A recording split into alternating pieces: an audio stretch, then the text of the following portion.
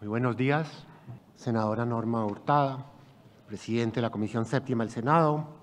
Saludo al superintendente financiero, doctor Jorge Castaño, doctora Marcela Giraldo, presidenta del Consejo Directivo de Asofondos, a los presidentes de las AFPs. Saludo a todos los miembros del Congreso de la República que nos acompañan, a la señora Natalia Ángel, magistrada de la Corte Constitucional, a todos los invitados internacionales, a los medios de comunicación. Saludo también a los compañeros del Consejo Gremial Nacional, al doctor Gustavo Morales, presidente de FASECOL. ¿Dónde está Gustavo? Allá está. Saludo. Bueno, muchas gracias. En esta presentación quiero presentarles a ustedes la visión de Asofondos sobre la reforma pensional. Y comienzo con unas ideas muy generales. Desde hace muchos años, 15 años quizás, los últimos 3 gobiernos, varias instituciones, incluyendo académicos, los gremios, les hemos pedido a esos gobiernos una reforma al sistema de protección a la vejez, ¿no? El actual gobierno finalmente lo ha hecho y es un proyecto de reforma que tiene varios elementos positivos y también otros con los cuales no estamos de acuerdo, ¿no? Pensamos que esta discusión debe ser muy amplia, más allá de las fronteras de nuestro país, y debemos también tomar lecciones de lo que está sucediendo en el mundo, que ha sido uno de los propósitos de este Congreso, ¿no? Es clave, ¿no?, tener en cuenta varias cosas, pero sobre todo el envejecimiento de la población. Y no solo el envejecimiento, sino el decrecimiento futuro de la población, ¿no?, que son hechos contundentes en el mundo y en nuestro país, tan contundentes como el calentamiento global, ¿no? Y voy a plantear y vamos a volver a insistir en que frente al envejecimiento y frente a esa transición demográfica, la respuesta tiene que estar basada en el ahorro, ¿no? Un proyecto de estos es muy complejo, altamente complejo, y requiere una ilustración y una discusión amplia, ¿no? Y en ese sentido, pues todos celebramos las palabras de la doctora Norma y esa actitud del Congreso de la República a dar esta discusión. Que tengamos reuniones técnicas en las que pongamos nuestras cifras sobre la mesa y tratemos de alcanzar unos acuerdos básicos que pensamos que sí se pueden alcanzar. Y tratar de dejar los elementos ideológicos en esta discusión, que son muchos, ¿no? Lo que hagamos deben tener en cuenta no solo las generaciones presentes, sino las futuras generaciones. Pensar en nuestros hijos, en nuestros nietos y en todos los que vendrán después. En este orden de ideas, entonces, voy a dividir mi presentación en 6 partes. Primero, recordar brevemente los sistemas de pensiones que se han planteado en el mundo para enfrentar la vejez en la parte contributiva. Luego voy a insistir bastante en la transición demográfica. Luego, en el punto tercero, voy a insistir y argumentar por qué el ahorro debe ser la respuesta al envejecimiento. Cuarto punto, voy a repasar brevemente el sistema de protección a la vejez que tenemos en Colombia. Quinto, un análisis de la reforma del gobierno. Y en sexto lugar, presentarles la propuesta de reforma y cómo vemos este problema desde Asofondos, ¿no? Comienzo entonces recordando los 2 grandes sistemas contributivos que existen o que han existido en el mundo para enfrentar la vejez, ¿no? Primero es el reparto, en que las pensiones se financian directamente con las contribuciones de los trabajadores, y por otro lado tenemos la capitalización individual y el ahorro, en los cuales con las cotizaciones más sus rendimientos se arma un fondo, y con ese fondo en el momento de la jubilación pues se financian las pensiones, ¿no?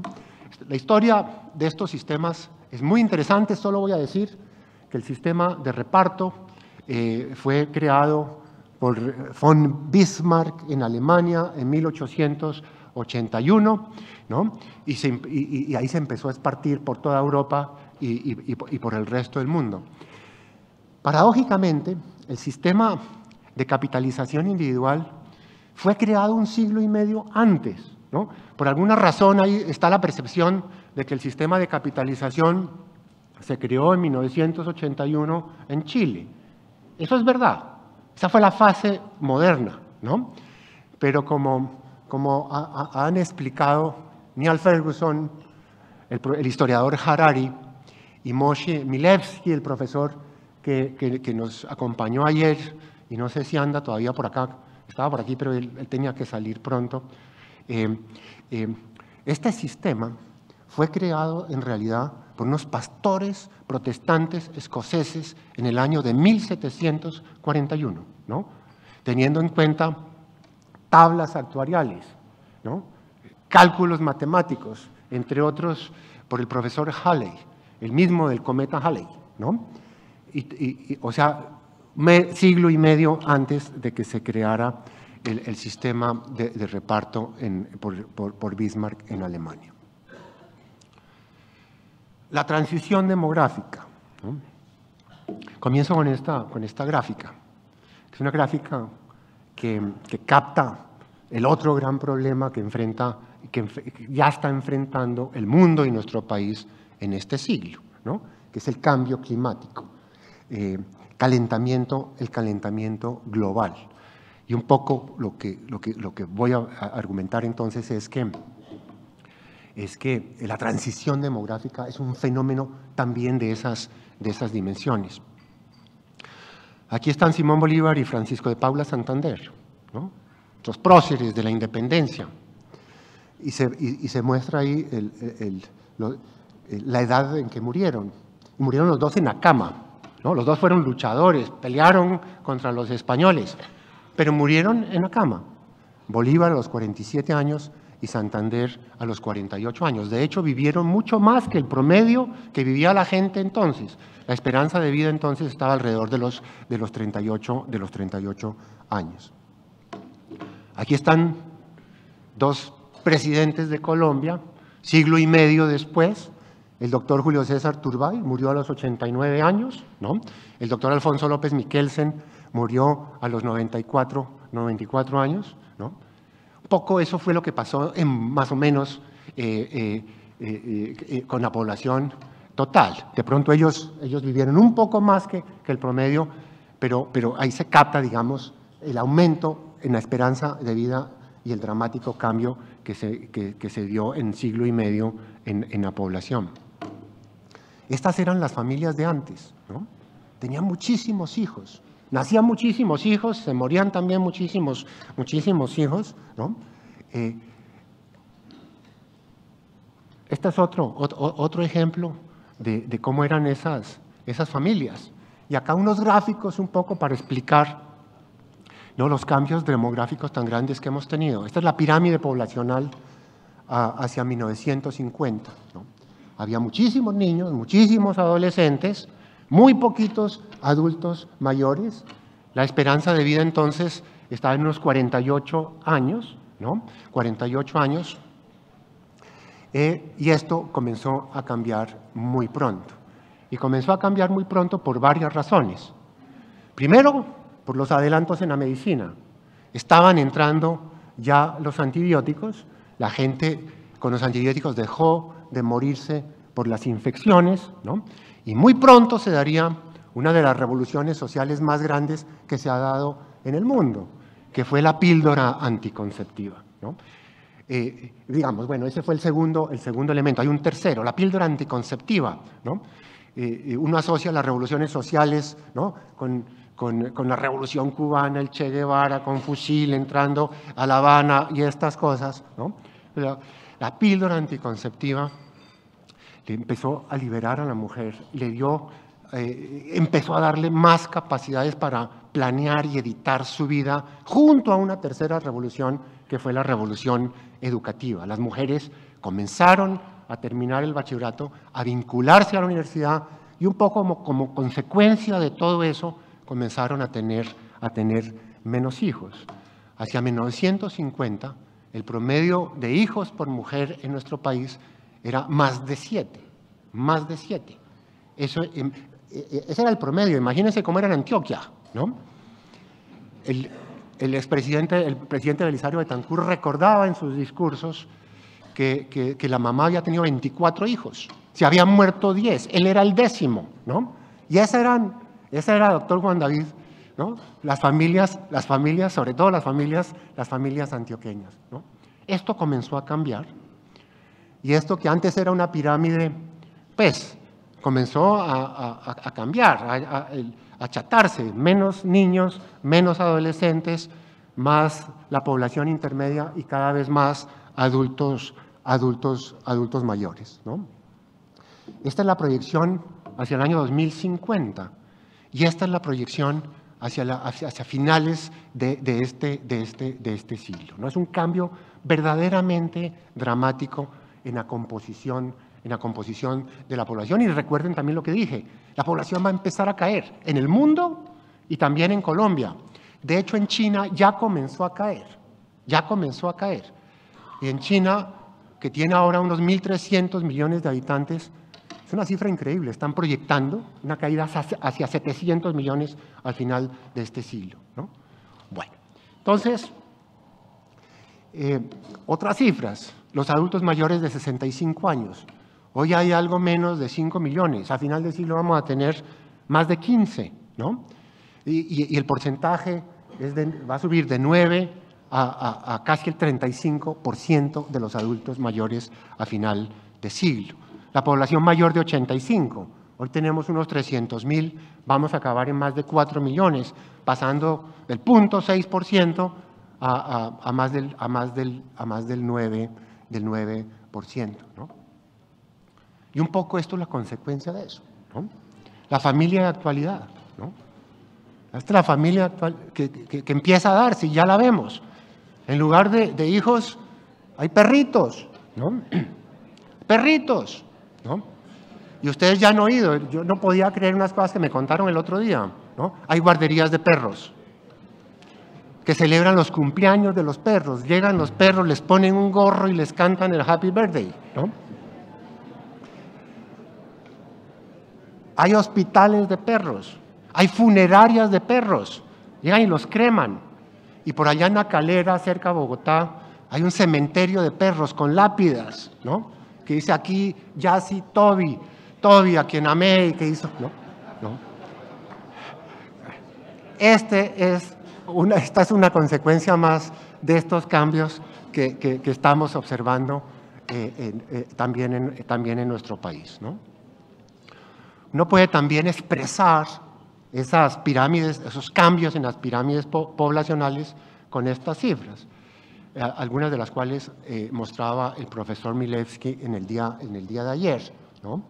El número de trabajadores activos por cada adulto mayor. A mediados del siglo pasado teníamos más de 11, ¿no? Y ahí están las cifras de Colombia, la línea amarilla, pero también están las de otros países.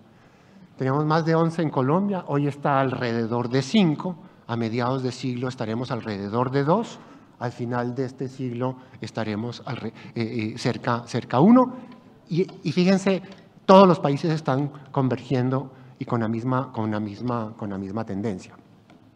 Pues, ustedes ya saben las consecuencias de esto y las implicaciones que esto tiene para la seguridad social. Cada vez menos personas contribuyendo a la seguridad social y cada vez más adultos mayores que van a vivir más y requieren salud. La salud de los adultos mayores es muy costosa, cada vez más costosa, requieren cuidado y también, por supuesto, requieren un ingreso, una pensión, ¿no? Y si esta relación está cayendo, ¿no?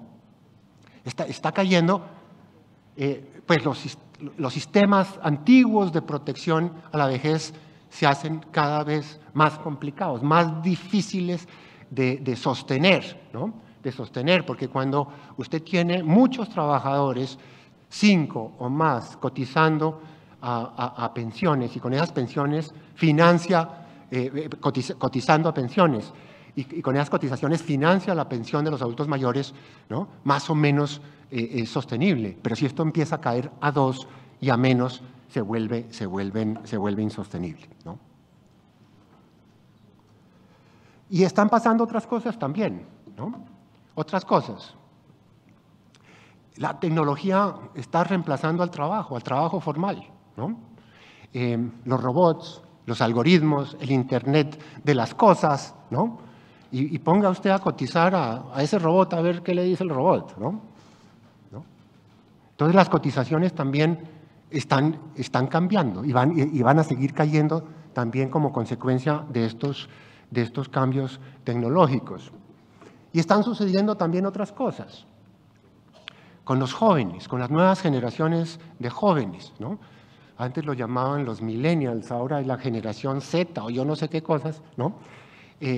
Muchachos que son emprendedores, ¿no? Quieren comenzar una empresa, pero entonces también quieren viajar y cambian de trabajo y quieren trabajar desde la casa. Esa idea, pues, de que un joven entraba a una empresa y se quedaba 10, 15 años o toda la vida, eso ya no se está dando. O sea, hay una verdadera revolución también en el mercado laboral como consecuencia de la tecnología y de esta nueva cultura que estamos observando en todas partes y también en Colombia.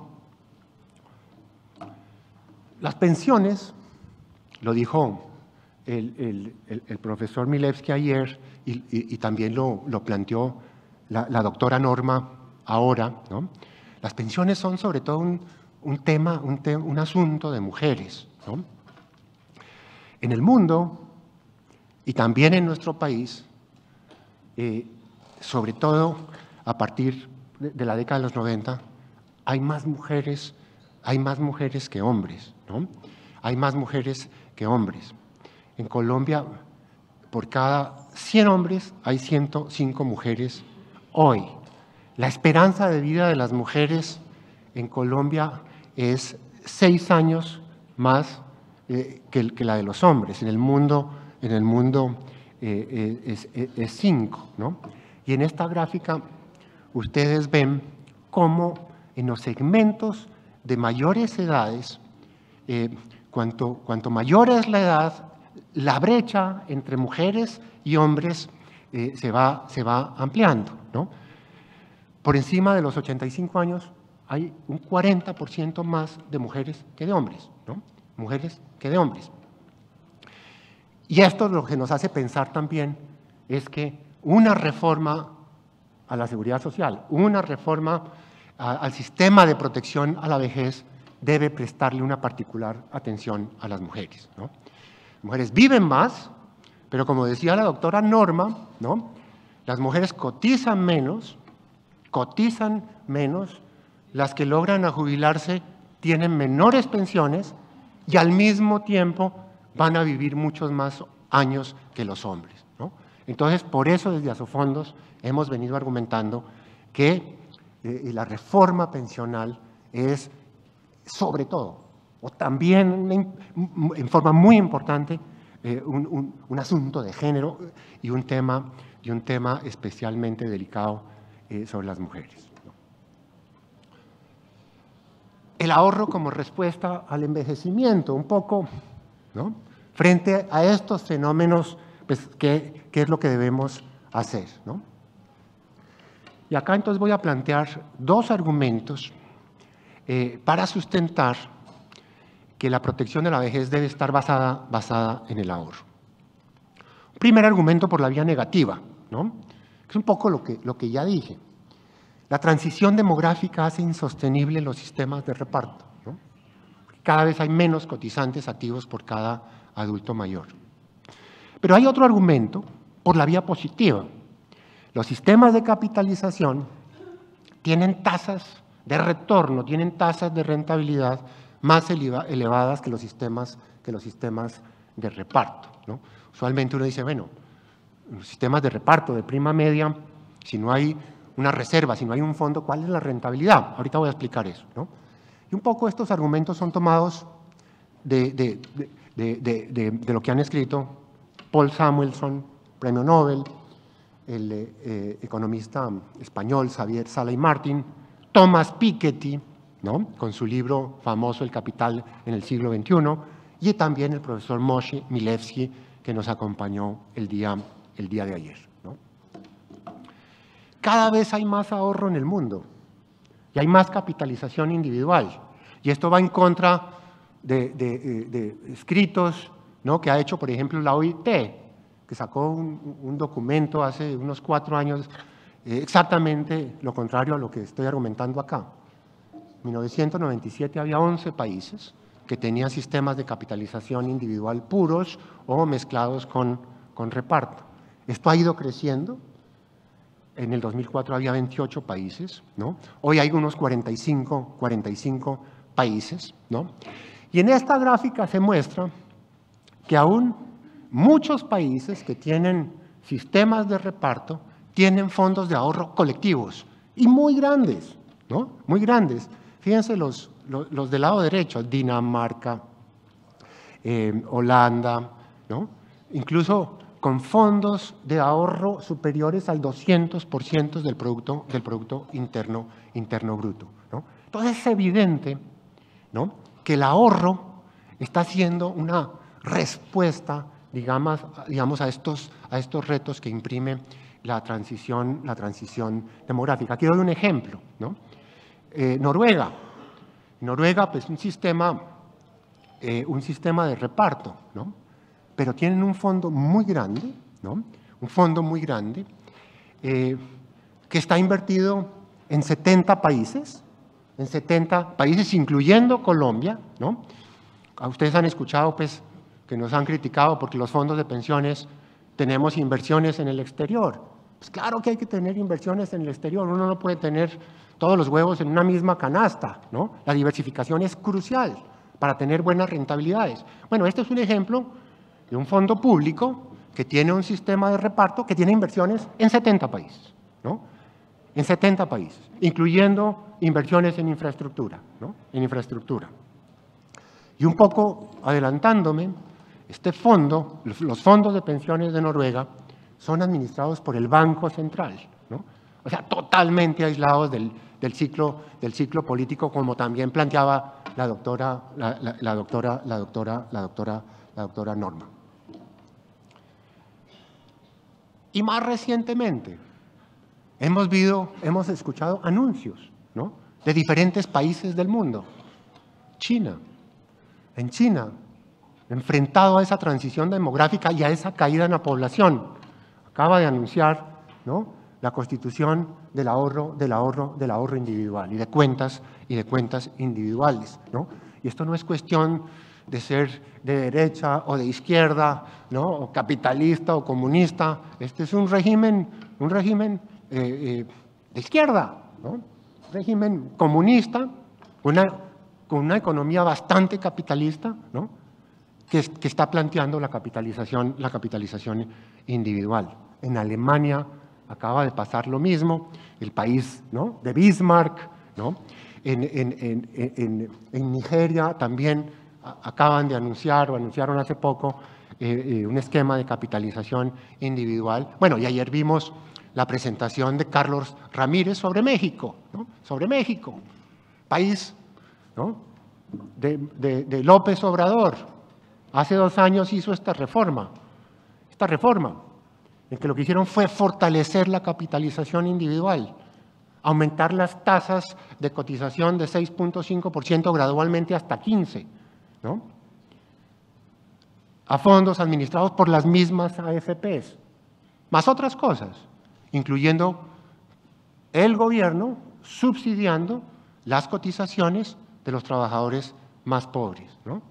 Y también, obviamente, ampliando un pilar solidario, aunque Carlos Ramírez dijo que lo plantearon en unos montos tan grandes que no saben cómo van a financiar eso, pero están comprometidos a financiar eso, no con las cotizaciones de los trabajadores, sino con recursos del presupuesto nacional, ¿no?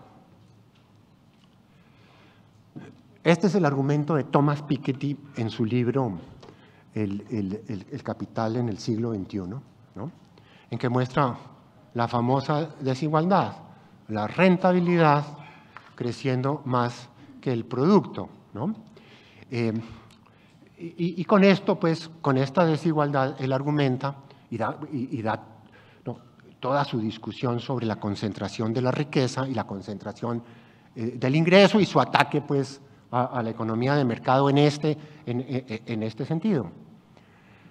Pero en el mismo libro, bueno, no recuerdo la página, no la puse ahí, ¿no? La página. El mismo Piketty dice que como consecuencia de esto, los sistemas de capitalización son superiores a los sistemas de reparto. Toma el mismo Piketty, ¿no? Que nadie lo puede acusar de neoliberal o de Chicago Boy o ninguna de estas cosas, ¿no? Y un poco cómo se explica esto, ¿no? La rentabilidad de un portafolio, la rentabilidad del capital está muy clara. ¿Cuál es la rentabilidad de un sistema de reparto o de prima media? Esa rentabilidad es la tasa de crecimiento de la masa laboral, digamos, ¿no? La tasa a la que crece la masa laboral, crecimiento de los salarios de la productividad multiplicada por el crecimiento o sumada a la tasa de crecimiento de la fuerza laboral, ¿no? Para que haya concentración del capital, R tiene que ser mayor que G, ¿no? Y los números soportan esto, ¿no? Esto es un poco un cálculo que hemos hecho aquí en Colombia, ¿no? De 100 pesos aportados en 1994, creciendo a la tasa de rentabilidad que han tenido los fondos de pensiones o creciendo a la velocidad que le hizo el Producto Interno Bruto. Claramente, la rentabilidad del capital le gana a la rentabilidad del producto. Y aquí hay unas cifras que estiman lo mismo para varios países, ¿no? Para varios países. Todo se muestra que la rentabilidad real de los fondos de pensión le ganan al crecimiento de la población más el producto por trabajador, sustentando, digamos, el argumento de Piketty, ¿no? Y Xavier Sala y Martin, teniendo en cuenta, sobre todo, la transición demográfica, esa caída en la relación entre trabajadores activos y adultos mayores, pues él lo que dice es, eso es un esquema piramidal, eso es una pirámide, ¿no? Una pirámide. Y textualmente lo dice, los esquemas piramidales están prohibidos en el sector privado, ¿no? Pero lo permitimos en el sector público y lo llamamos seguridad social, ¿no? Posiblemente es una exclamación un poco exagerada, ¿no? Pero conceptualmente es lo mismo, es un esquema piramidal que es claramente insostenible, ¿no?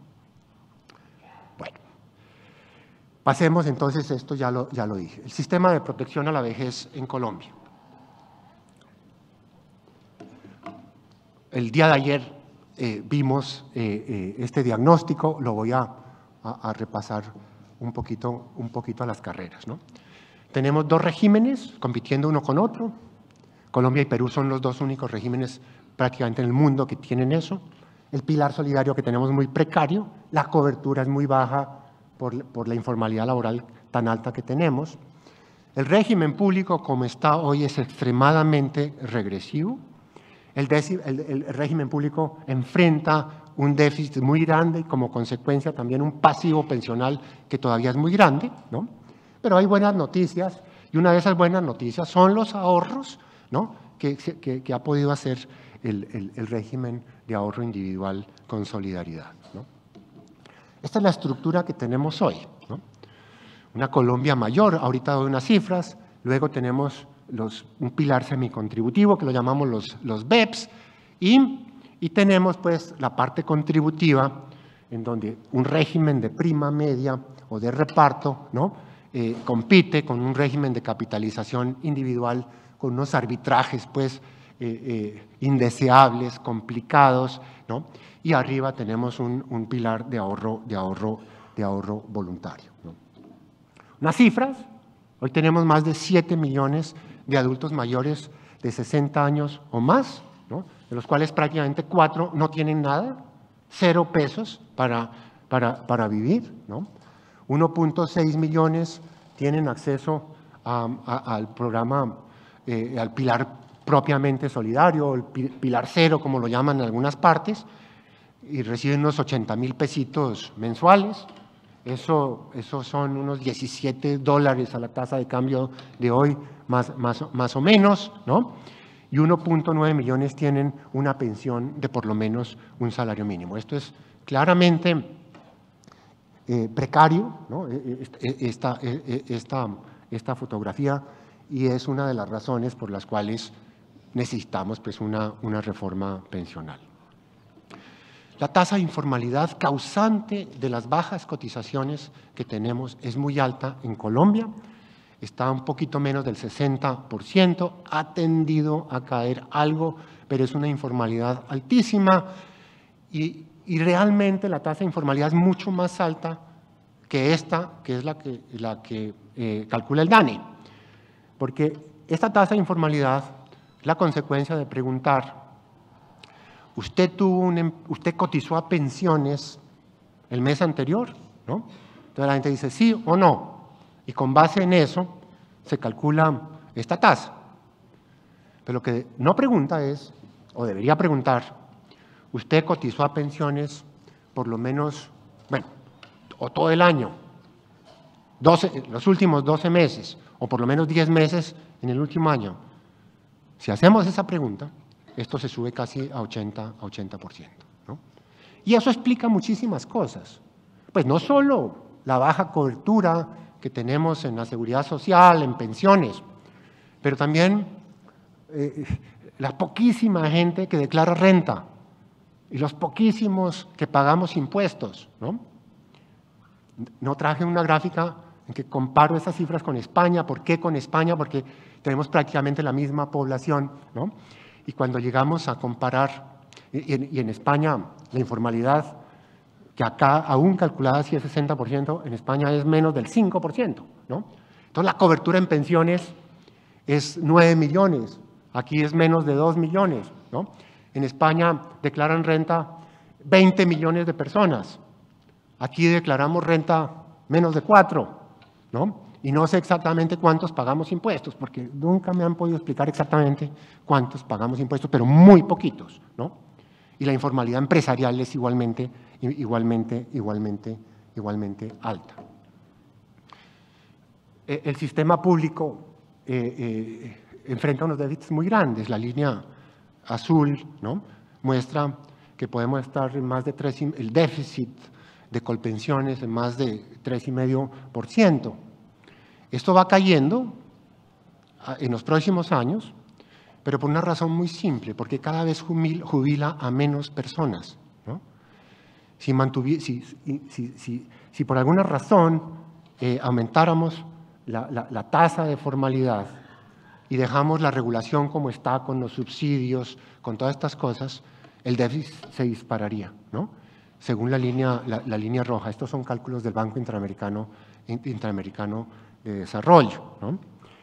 Y entonces, ¿por qué pasan esas cosas? Por los subsidios que existen, unos subsidios muy regresivos, ¿no?, muy regresivos, que cotizan sobre 25 salarios mínimos. El gobierno o el Estado colombiano le da un cheque, ¿no?, de unos 1.000 millones de pesos, ¿no? Subsidia a todos, incluyendo a los de salario mínimo, pero esta gráfica muestra que son unos subsidios absolutamente regresivos. Pero esto no es lo peor. Lo peor es algo que hemos argumentado en Asofondos desde hace mucho tiempo, que es esto, ¿no? ¿Qué es esto? Que son las devoluciones de saldos. Como mencionaba la doctora Norma, aquí cotiza muy poca gente.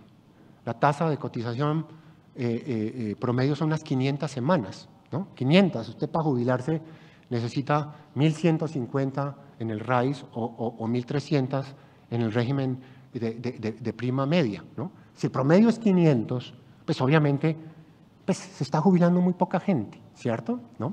Entonces hay unas devoluciones de saldos, que las llamamos así en el RAIS. Colpensiones la llaman indemnización sustitutiva. Yo no sé por qué no le ponemos el mismo nombre, pero bueno. Entonces, fíjense la diferencia. Históricamente, o desde los 2013, la diferencia en esas devoluciones es prácticamente de 7-1. De 7-1. ¿Por qué? Porque en el RAIS las devoluciones incluyen la rentabilidad real, ¿no? La rentabilidad real de esos ahorros. En el régimen de prima media en Colpensiones, no, ¿no? Entonces, como si fuera un crédito forzoso a tasa de interés cero real, ¿no? Es una verdadera expropiación. Esto es de lo más vergonzoso, ¿no? Señores parlamentarios, que tenemos en nuestra regulación en el Estado. Esto es una expropiación y no me da miedo llamar, esto es un robo. Esto es un robo, ¿no? A las personas más pobres, porque ellos cotizan y ¿quiénes se jubilan? Los que tienen mayores ingresos y mayor número de cotizaciones. Y hay unas gráficas que no traje para no extenderme, pero se las menciono, que también son muy importantes en Colombia y en otras partes del mundo. Las personas de menores ingresos, los más pobres, viven menos. Y alrededor del mundo hay unas cifras aterradoras, ¿no? En el mismo Estados Unidos, en los barrios más ricos de Chicago, la esperanza de vida es 30 años mayor que la de los barrios más pobres. Aquí en Colombia tenemos una diferencia como de 8 años. No tenemos por departamentos, ¿no? Y Daniel me corrige, Daniel Wills. La diferencia es como de 8 años de la esperanza de vida en Chocó comparada con Bogotá, ¿no? Con Bogotá. Pero no tenemos los extremos de la gente más rica, digamos, en Bogotá con la gente, ¿no? Entonces, ¿qué pasa? En un régimen de prima media, también esto es muy regresivo, porque entonces cotizan los más pobres, que son los que se mueren antes, ¿no? Y financian a los de mayores ingresos que viven más, ¿no? Esa es otra fuente de regresividad que tiene un sistema de esta naturaleza y es exactamente lo mismo o muy parecido a lo que Moshe Milevsky hablaba ayer de los indígenas en Australia. ¿Se acuerdan? Es eso, que los indígenas dicen, ¿por qué tenemos que cotizar nosotros que vivimos menos? ¿Por qué tenemos el mismo régimen, ¿no? De los que en Sydney y en Melbourne viven mucho más que nosotros? Bueno. Unas cifras del RAIS, ¿no? De los 22 millones de trabajadores, más de 18, casi 19 millones tienen ahorros propios. Estos ahorros suman 366 billones, ¿no? Esto a pesar de los traslados que ha habido. Este es un punto muy importante. Si los subsidios no hubiesen existido en el régimen público, ¿no? Entonces no habría habido traslados, que es la fuente de los traslados, ¿no? Y si esos recursos se hubieran quedado en los fondos de pensiones, los ahorros que hoy hubiéramos tenido son 100 billones más, ¿no? Unos 470 billones de pesos. El 70% de esos ahorros son producto de las rentabilidades netas de comisiones y de todas estas cosas, ¿no? Y esas rentabilidades históricas han sido superiores al 7% real, ¿no? Que es una cifra muy buena en Colombia y en cualquier parte del mundo, ¿no? Hoy tenemos unos 285.000 pensionados, entonces mucha gente dice, no, es que son muy poquitos, ¿no? Porque son menores que los pensionados del régimen público, porque es un régimen muy joven. La edad promedio de nuestros afiliados es 35 años, ¿no? 35 años. Pero fíjense en el siguiente punto. Nuestros jubilados están creciendo a una tasa anual del 20%, mientras en Colpensiones la tasa de crecimiento está entre un 3 y un 4%. Si proyectamos esto hacia el futuro, con la regulación que hoy tenemos, a mediados de siglo habrá unos 4 millones de jubilados, de los cuales 3 serán de capitalización individual, incluyendo el Fondo de Garantía de Pensión Mínima, y 1 del régimen y el régimen público, ¿no? Aquí hay unas cifras que ilustran cómo ha crecido este fondo y las rentabilidades que, como dije, han sido muy buenas, se comparan muy bien. Si ustedes ven las tablas de la OECD, Colombia sale muy bien rankeada en estas estadísticas de rentabilidades. La propuesta del gobierno. La propuesta del gobierno. ¿Cuánto tiempo me queda? ¿21 minutos? Bueno. Comentarios a la propuesta del gobierno, ¿no? Como dije al comienzo, la propuesta del gobierno tiene cosas buenas, yo diría muy buenas, ¿no? Y otras con las cuales no estamos de acuerdo, ¿no? Primero, la unificación del sistema, eso se ha dicho acá, lo dijo la doctora Norma también, ¿no? Unifica el sistema pensional en uno solo, se acaba esa competencia entre los dos regímenes contributivos, esos arbitrajes, esa complejidad que la gente no entiende, ¿no? Eso está muy bien. Elimina los subsidios a las pensiones altas, ¿no? Al definir un umbral que no sabemos en cuánto va a quedar, por encima de ese umbral, pues esos subsidios se van a acabar y son, pues, los subsidios a las pensiones más altas. Tercero, amplía y formaliza el pilar solidario. Eso es bienvenido, ¿no? Bienvenido. De 1.6, el pilar solidario va a crecer a 2,5 millones aproximadamente, y de 85,000 pesos a unos 225,000 o algo así, cubriendo la línea de pobreza absoluta. La reforma también consolida el pilar semicontributivo, lo que nosotros hemos planteado en Asofondos, ¿no? Tener unos BEPS mejorados, esos beneficios económicos periódicos mucho mejor de los que tenemos ahora. La reforma también otorga un subsidio de maternidad a las mujeres, por todas esas razones, esa discriminación, ¿no? que han tenido las mujeres, pues esto también es bienvenido. En principio, la propuesta plantea la creación de un fondo de ahorro, pero como voy a conversar ahora, hay muchas dudas, ¿no? sobre cómo está planteado ese fondo de ahorro. Lo malo de la reforma, no incrementa la cobertura pensional y de hecho la va a reducir un poco, porque se va a acabar la facilidad de jubilarse con el Fondo de Garantía de Pensión Mínima, en el cual en el RAIS usted puede jubilarse con 1.150 semanas y con la edad de jubilación. Entonces va a caer un poco la cobertura pensional, no tiene en cuenta la marcada transición demográfica. Es todo el argumento que he hecho anteriormente. Pues, digamos, aquí también quiero aclarar lo siguiente. Cuando el gobierno comenzó a plantear esta reforma, no hablaba de ahorro, no hablaba de ahorro, solo de trasladar las cotizaciones al régimen público. Por lo que dijimos algunos, Asofondos y otros, los académicos, de las consecuencias que eso tendría, el Ministerio de Hacienda comenzó a cambiar un poco el planteamiento y empezó a hablar de un fondo de ahorro que, por supuesto, digamos, la concepción del ahorro, por todo lo que he dicho, es bienvenida, Es bienvenida. Pero voy a argumentar en un minuto que como está planteada esa reforma, no ahorra, Entonces, si no ahorra, vamos a caer en un reparto puro, prácticamente puro. Entonces, enfrenta todas las críticas, que hemos planteado y los efectos negativos de la transición demográfica.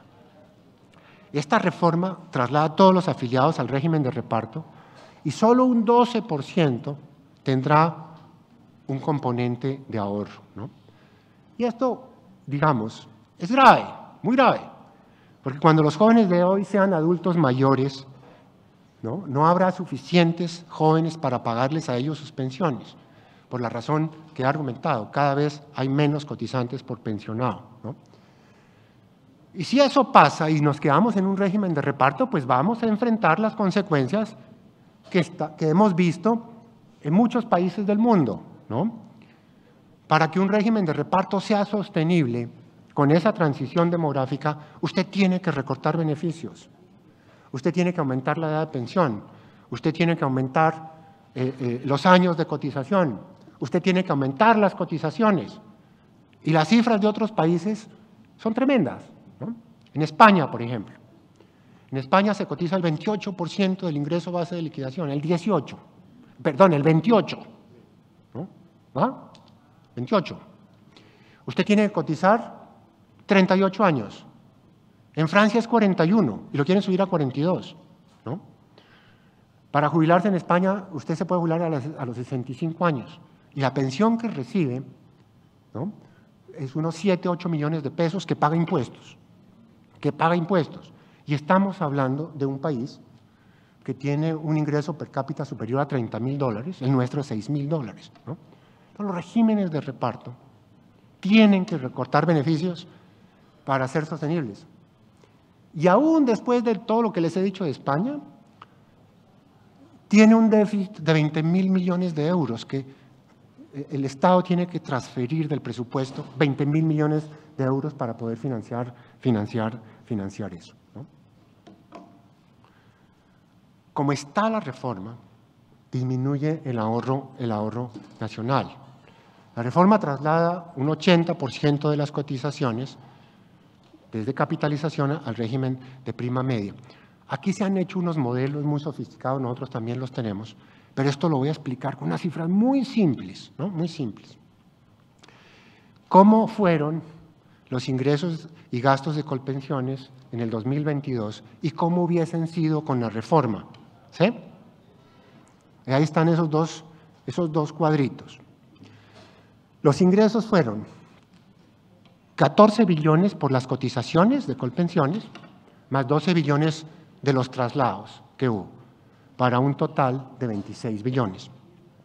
Los gastos de Colpensiones, 40 billones. Y el déficit, entonces, como consecuencia, fueron 14 billones que tuvo que trasladar el gobierno nacional al régimen público. ¿Cómo hubiera sido con la reforma? A los 14 billones habría que sumarle 20 que vendrían desde los fondos de pensiones para un total de 34. Los gastos serían 40 y quedaríamos en un déficit de 6. Esto lo que quiere decir es que no habría ahorros. Y este ejercicio lo echamos hacia atrás y hacia adelante y no hay ahorros. Las cifras no alcanzan. Y esto no lo hemos planteado solo nosotros. En el foro de Asobancaria, Findeter y La República, que tuvo lugar hace poco, el doctor Ricardo Bonilla, el nuevo ministro de Hacienda, planteó exactamente esto, ¿no? Esta reforma no ahorra. El Ministerio de Hacienda planteó que la idea que tenían era que el gobierno siga girando a Colpensiones la plata que ha girado en los últimos años, ¿no? Pero eso no está en el proyecto de ley, ¿no? Para que exista ahorro, entre comillas, la ley tiene que plantear explícitamente que el gobierno girará a Colpensiones casi un punto del PIB dentro de los 12 o 15 años, ¿no?, para poder consolidar un fondo de ahorro. Eso, como dije, no está en el proyecto, ¿no? Y es dudoso que pueda hacerlo, es muy dudoso que en una reforma pensional un gobierno, cualquier gobierno, se comprometa, ¿no?, a girar un punto del PIB, ¿no?, a Colpensiones, ¿no? Eso es muy dudoso que lo haga. Puede tener las mejores intenciones, pero es muy dudoso, ¿no? Y si no lo hace, que es algo muy probable, ¿no?, entonces el proyecto se convierte en un sistema pensional de reparto puro y esos flujos que se estarán trasladando a Colpensiones, ¿no?, se irán a pagar las pensiones de otros, ¿no?, y quedamos en un régimen de reparto que no es sostenible. Si eso pasa, ¿no?, pues esto es un golpe al mercado de capitales, ¿no? Y es muy grave para el país. Tumba el ahorro, ¿no?, tumba el ahorro, disminuye la financiación de las empresas, la refinanciación de sus deudas, ¿no?, y es un golpe, ¿no?, a la inversión y al crecimiento de la economía. Y recuerden, ¿no?, el estudio de desarrollo que mostraba que los fondos de pensiones son responsables de un crecimiento permanente del PIB de alrededor de 0.66%, ¿no? Y aumenta la deuda del Estado, ¿no? Al estar, por definición, desequilibrados los sistemas de reparto, pues aumenta la deuda del Estado, ¿no? Y este proyecto aumenta los subsidios, digamos, el número de personas que reciben esos subsidios sobre los el umbral de 3 salarios mínimos se triplica, ¿no? Entonces también eso es cuidadoso, ¿no? Digamos, tiene esas consecuencias peligrosas, ¿no? Aquí se muestra cómo para personas cotizando 8, 12, 16 salarios mínimos, esos subsidios permanecen. Y el pasivo pensional, ¿no? que había caído después de la Ley 100, desde niveles de 240 del PIB, ¿no? con distintas reformas, alrededor de 105 del Producto Interno Bruto, según nuestros cálculos, vuelve a subir a unos 221% del Producto Interno Bruto. Aquí ha habido, ustedes saben, una discusión. ANIF tiene unas cifras superiores, Fedesarrollo tiene unas un poco más bajas, ¿no? Pero claramente, digamos, el pasivo pensional sube. Otra cosa que no nos gusta de esta reforma, aumenta los impuestos de los salarios medios y altos, ¿no? ¿Por qué? Porque incrementa las contribuciones de los cotizantes con más de 4 salarios mínimos, en 2 y hasta 3 puntos porcentuales, ¿no? Esas cotizaciones no van a sus cuentas individuales, entonces son impuestos puros, y eso nos parece también indeseable, y esto es también un golpe que se plasma en el mercado laboral y posiblemente va a aumentar la informalidad. Elimina la posibilidad de elección, ¿no? Elimina la posibilidad de elección, ¿no?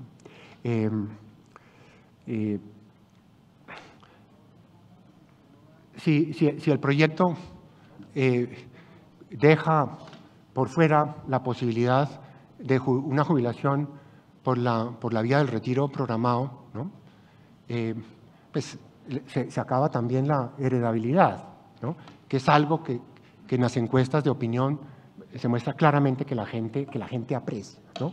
Aprecia la posibilidad que si yo me muero, esto pueda quedar también a mis hijos mayores de 25 años y como ustedes saben, esa heredabilidad se da hasta 4º grado de consanguinidad, ¿no? En alguna forma, el proyecto también discrimina contra las mujeres, ¿no? y eleva la edad. Y esto tiene que ver sobre todo con el pilar semicontributivo, que solo, como está planteado en la reforma, el beneficio se da a partir de los 65 años, ¿no? Los 65 años. Pero la edad de pensión de las mujeres es 57, ¿no? Entonces tendrán que esperar 8 años para empezar a recibir ese beneficio. Los hombres pues, se jubilan a los 62, entonces tendrán que esperar 3 años. Sí, tendrán que esperar también, pero las mujeres mucho más, ¿no? Esto hay que revisarlo, ¿no? ¿Qué planteamos? ¿Qué estamos planteando entonces en Asofondos? Implícitamente ya he hecho buena parte del planteamiento, ¿no? Tenemos que, como lo ha planteado también el gobierno, eliminar la competencia entre los regímenes, ¿no? En eso estamos totalmente de acuerdo, ¿no? Tener un solo pilar contributivo, ¿no? Pero nosotros planteamos que sea de capitalización individual, ¿no? De capitalización individual administrado por entes públicos como privados. La reforma también plantea más competencia, ¿no? Y eso está bien, ¿no? Nosotros pensamos que en lugar de ese fondo de ahorro, si es que se hace, si es que se puede hacer, ¿no? Pues que el gobierno o el Estado tenga capitalización individual, ¿no? Colpensiones u otra entidad, el Fondo Nacional del Ahorro u otra entidad nueva, pueda ser una AFP pública, operando bajo las mismas reglas de juego. Ya lo dije, estamos de acuerdo con la ampliación del pilar solidario. Aquí simplemente quiero enfatizar que ese pilar solidario debe ser claramente financiado con recursos del presupuesto nacional, ¿no? No se debe utilizar la plata de las cotizaciones para financiar ese pilar solidario. Podríamos pensar, y lo planteamos en algún momento también, una idea que tuvo Ulpiano Ayala hace 25 o 30 años, ¿no? Cuando se estaba discutiendo la Ley 100, es crear un fondo, ¿no? Un fondo, por supuesto, bien administrado, tipo Noruega, ¿no? Con distintas fuentes. Una de las fuentes planteaba en su momento Ulpiano era los hidrocarburos, ¿no? Se había descubierto Cusiana y Cupiagua. Entonces Ulpiano en ese momento decía, mire, los recursos de Cusiana y Cupiagua, ¿no? Metámoslos en un fondo, aislémonos, ¿no? Y metámoslos en un fondo, ¿no? Pero claramente el pilar solidario no debe ser financiado con los recursos, con las cotizaciones de los trabajadores formales. Pilar semicontributivo, los BEPS mejorados, ¿no? Se deben armar con los ahorros, ¿no? Al momento de la edad de pensión. Y esta es otra justificación para la capitalización individual, ¿no? Porque esas devoluciones de saldos con las cuales ahora se armarían estos BEPS, pues con la capitalización individual son mucho más grandes, ¿no? De las que se han dado históricamente, mucho más grandes. Entonces estos BEPS con un sistema de capitalización van a ser mucho más grandes que calculados a una tasa, ¿no? Que no sabemos de cuánto es y que no sabemos bien cómo se van a financiar. Pilar contributivo, ya lo dije, ¿no? Fundamentarlo con un régimen de capitalización individual. Deberían existir una o varias AFPs, ¿no? Públicas, operando bajo las mismas reglas de juego, entre otras cosas, para mantener la libertad de elección. En las encuestas de opinión, esto la gente lo valora mucho, ¿no? No me obliguen a poner mi plata aquí o allá, déjenme escoger, ¿no? Esa libertad de elección lo aprecia mucho la gente, ¿no? Si se insiste en un subsidio de hasta 2 o 3 o lo que sean salarios mínimos, ¿no? Debe quedar claro que ese beneficio debe cubrir a todos los afiliados al sistema, ¿no? Tanto en AFPs públicas como privadas, ¿no? Para todos, ¿no? De acuerdo a las disponibilidades presupuestales que existan, porque ese subsidio debe venir del presupuesto nacional. Entregarlo en el momento de la jubilación, ya lo dije, de acuerdo a la disponibilidad de recursos, ¿no? Y un punto, digamos, final, bueno, el tema de una AFP pública, ¿no? Con capitalización individual es también muy importante desde el punto de vista de la supervisión, ¿no? Que los afiliados reciben un extracto y ahí van viendo qué pasa con su plata, qué rentabilidad tiene, ¿no? En un fondo común público eso no se puede dar, ¿no? Entonces, desde ese punto de vista también es muy importante, ¿no? Y otro argumento, pues en este caso negativo, contra un fondo público, ¿no? Corre el riesgo de que futuros gobiernos desvíen esos recursos para otras cosas, ¿no? A proyectos patrióticos o estratégicos, ¿no? Un poco lo que vimos en el pasado con las reservas del Instituto de Seguros Sociales, en que el presidente de la República llamaba al Seguro Social a decir, mire, inviertan en el Instituto de Crédito Territorial. Entonces, el ICT emitió unos bonos que, por supuesto, jamás fueron pagados, ¿no? Y eso se repitió hasta que se agotaron esas reservas. Y las experiencias de otros países también han sido nefastas, ¿no? En Argentina, en Bolivia, en donde en Argentina se expropiaron el 30% de los fondos de pensiones. Cuando llegó el momento de pagar esa plata, el gobierno no tenía, por supuesto, se había gastado, ¿no? Entonces, en lugar de pagar la plata que hizo, expropió todos los fondos, ¿no? Expropió todos los fondos. Otros puntos importantes, ¿no? Incentivarlos, fortalecer los incentivos para el pilar voluntario como otro pilar fuerte, vigoroso para enfrentar el riesgo de vejez, ¿no? Ya dije, esto me quedó un poquito repetido, el siguiente punto, ¿no? Lo de las cotizaciones por encima de 3 salarios mínimos, que esto se vuelve pues un impuesto si no va a las cuentas individuales, ¿no?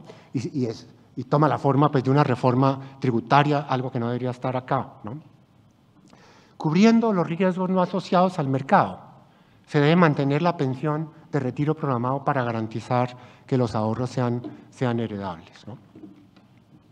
Y garantizar que el pilar semicontributivo, ya también lo dije, los BEPS mejorados se otorguen a la edad de jubilación. En síntesis de nuestra propuesta, ¿no? Estamos de acuerdo en ampliar el pilar solidario de Colombia Mayor, ¿no? Estamos de acuerdo en un creciente número de beneficios económicos periódicos, fundamentados en la capitalización individual, ¿no? Fortalecer y ampliar el pilar contributivo basado en la capitalización individual y con entes públicos y privados operando bajo las mismas reglas de juego, ¿no? Mantener la libertad de elegir entre distintas alternativas que compiten en igualdad de condiciones y fortalecer entonces el pilar voluntario. Muchas gracias.